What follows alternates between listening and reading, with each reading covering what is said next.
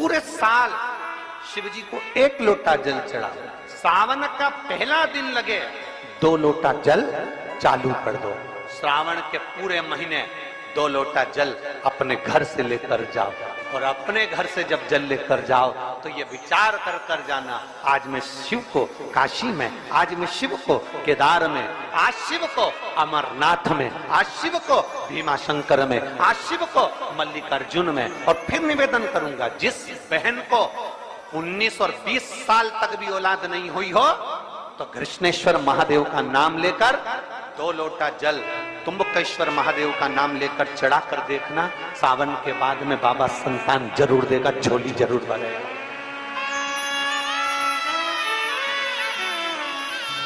कहीं नहीं जाना, अपने नजदीक में, अपने घर के पास में, अपने मोहल्ले में, अपनी गली में, अपने चौराहे पर, अपने घर के पास में जो शिवालय हो, जो शंकर का मंदिर हो, वहां जाओ, 2 लोटा जल समर्पित करो।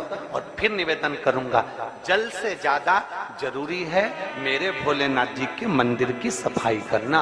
अब कीचड़ चालू हो जाएगा, पानी चालू हो जाएगा, सावन का महीना चालू हो जाएगा, अपने साथ एक कपड़ा लेकर जाओ, बाबा के मंदिर को पूरा साफ कर कर, बाबा के शिवलिंग का स्नान कर कर, बेलपत्र निर्माल्य जितना पड़ा है उसको उठाकर कहीं विसर्जन के लिए, किसी नदी तालाब बावड़ी में नहीं, किसी कुएं में नहीं, निर्माल्य तालाब में, नदियों में, बावड़ी में डालने के बाद वो निर्माल्य सड़ता रहता है, नदी नाले का पानी सूखता रहता है, उसमें कीचड़ इकट्ठा हो जाता है। उस निर्माल्य को इकट्ठा करो, गाड़ी में भरो, किसी एक खड्डा खोदकर वहां दबाकर उसकी खाद तैयार करो, और बाद में बेलपत्री के वृक्ष के नीचे उसको डालते रहो। पर ध्यान रखना कि निर्माल्य हमें नदी तालाब बावड़ी कुएं में नहीं डालना है, उसको एकत्रित करना है। शिव के मंदिर की जितनी सफाई कर सकते हो, शंकर के मंदिर को जितना साफ कर सकते हो, शंकर के मंदिर को जितना निर्मल कर सकते हो, उतना करो। अपने मन में एक भाव बना लो, जैसे भगवान विष्णु ने एक भाव बनाया था, सावन के महीने में 108 कमल के पुष्प शंकर जी को दूंगा।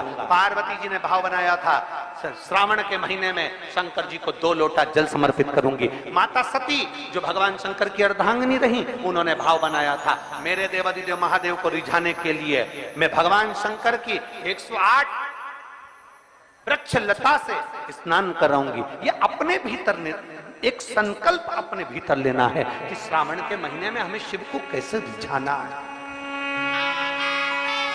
शंकर को कैसे प्रसन्न करना है, शंकर को कैसे प्रकट करना है, शंकर को कैसे प्राप्त करना है, शंकर को कैसे अपना बनाना है, शंकर को अपने करीब में कैसे लाना है, शिव को अपना कैसे बनाना है, ये अपने ऊपर निर्भर करना है।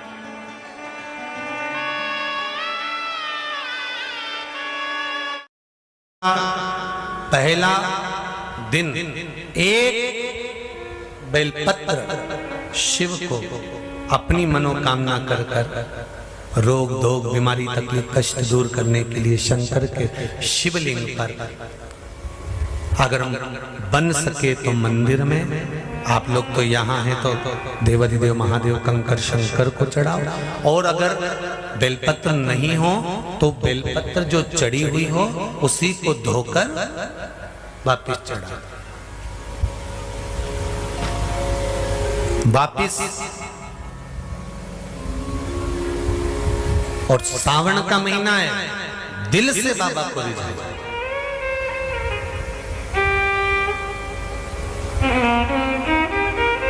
हम धर्म करने के चक्कर में, परमात्मा के भजन के चक्कर में किसी का अपमान ना करें।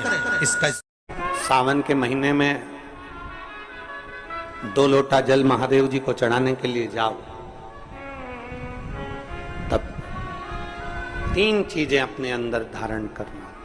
पहले नंबर का तो 2 लोटा जल जब घर से लेकर जाओ तो जरूरी नहीं कि दोनों हाथों में लेकर जाओ, एक लोटे के ऊपर दूसरा लोटा रखकर दूसरा हाथ से अगर कोई काम हो, पल्लू लेना हो या कोई कार्य हो तो कर सकते हो, नहीं तो तुम 2 लोटा हाथ में रख लो और पल्लू डालना ना सिर पे,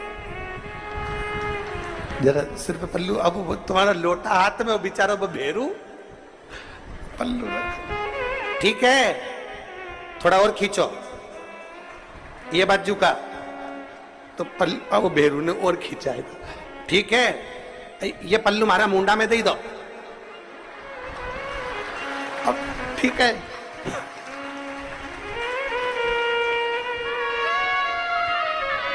और थोड़ी दूर चली और याद आ गया, ओ बाप। इतने में भेरू ने कहा, क्या हो गया, क्या हुआ? ओ हमारे फूल माला की पन्नी तो ही रह गई, जरा उठाओ, उठाओ जरा, ये ले, कमर में खोसी दो, खोच कमर में पन्नी। और कैलाश पर्वत पे जाके रहूंगी, भोले को अपना। अब पति भी के अच्छा शंकर हुआ और अच्छा जल हुआ।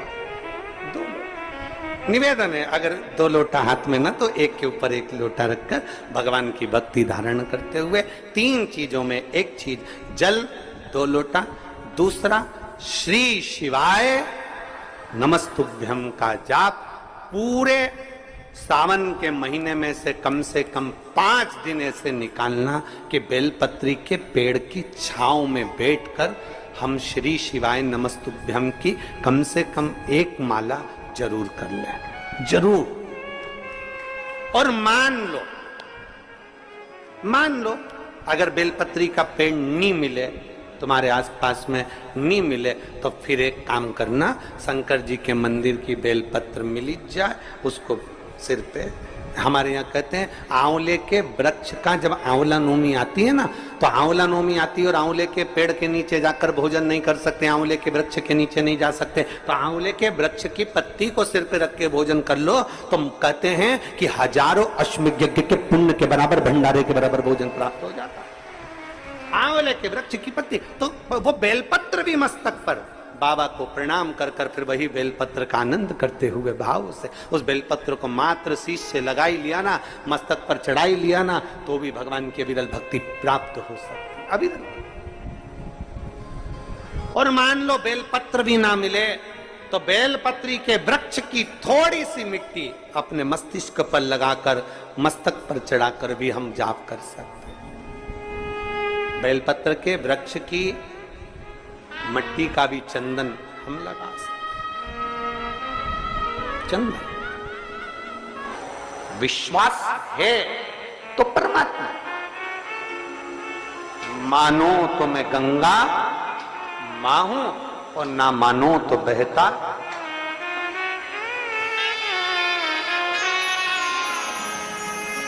आप मानो तो मैं मां हूं, आप मानो तो मैं गंगा मां हूं, ना मानो तो बहता पानी। आप मानो तो आपके नजदीक में, आपके घर के पास में जो शिवालय है भगवान शंकर का, एक छोटा सा शिवलिंग है। मानो अगर दिल से तुमने मान लिया कि ये केदारनाथ है, दिल से तुमने मान लिया कि महाकाल है, दिल से तुमने मान लिया कि भीमा शंकर है, दिल से तुमने मान लिया कि ये मल्लिकार्जुन है, दिल से तुमने मान लिया कि विश्वनाथ है। जिस दिन तुम्हारा मन पर जाए, श्रावण के महीने में जब तुम 2 लोटा जल चढ़ाने के लिए जाओगे,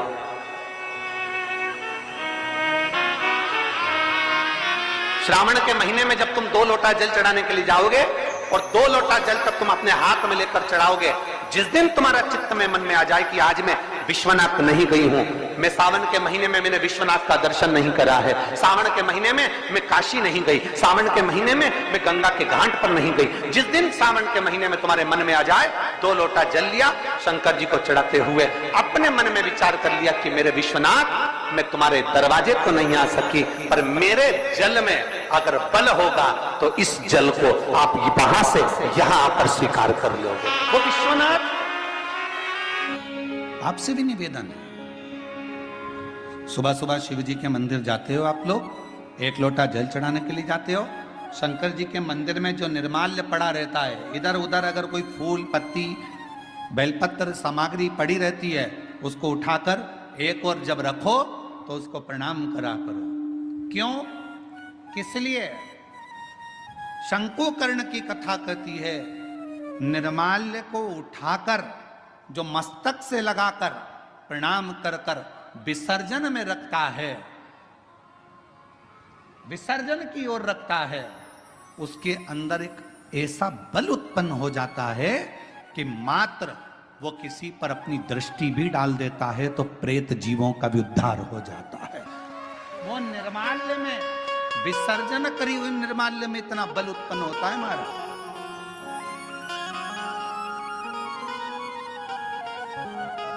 यज्ञ, हजारों हजारों सिद्धि यज्ञ, सारे यज्ञों का अगर पुण्य फल प्राप्त करना है तो 3 वृक्ष ऐसे हैं जिन वृक्ष की त्रिवेणी में अगर एक बार भी अगर मौका लग जाए इन 3 वृक्षों का स्मरण करने में, पहले नंबर का बेलपत्र का वृक्ष, दूसरे नंबर का पीपल का वृक्ष, तीसरे नंबर पर है महाराज भगवान देवादिदेव महादेव की कृपा से शमी का वृक्ष। अगर कहीं योग से बन जाए, आप रास्ते से निकल कर आ रहे हो, कहीं पीपल का पेड़ मिल गया, जल चढ़ाया, बेलपत्र मिल गया, शमी पेड़ मिल गया, जल समर्पित कर दिया। जल समर्पित करते करते आप अगर कहीं 3 वृक्षों पर आ रहे हो तो हजारों हजारों सिद्ध यज्ञ के फल प्राप्त हो।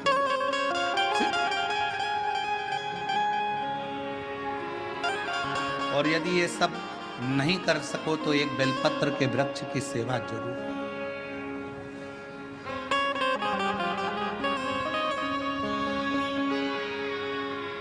एक संकल्प लो, आप और हम सब मिलकर उसको पूरा करें।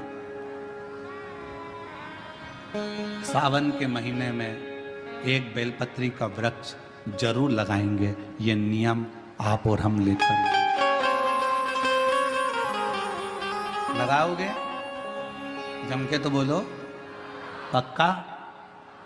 बकरी खाए वैसा तो नहीं है? नहीं ना? संभालोगे उसको, प्रयास करोगे ना? ऐसी जगह लगाना जहां तुम उसको देखते रहो, संभालते रहो, उसको बढ़ाते रहो। कथा का विराम होने जा रहा है। श्रावण का पहला दिन, वैसे तो अभी आप गुरु पूर्णिमा की कथा सुनेंगे तो उसमें हम वर्णन करेंगे इस चीज का। श्रावण का पहला दिन और श्रावण का समापन का दिन, ये 2 दिन तुम रुका जी का नाम लेकर अशोक सुंदरी वाली जगह पर एक बेलपत्र अगर कोई समर्पित कर देता है तो उसके घर में वंश की कभी कमी नहीं आ सकती। उसके घर संतान जरूर होती है, पुत्र प्राप्त होता है, बेटी हो बेटा हो संतान अवश्य प्राप्त होता है, वंश बढ़ता है।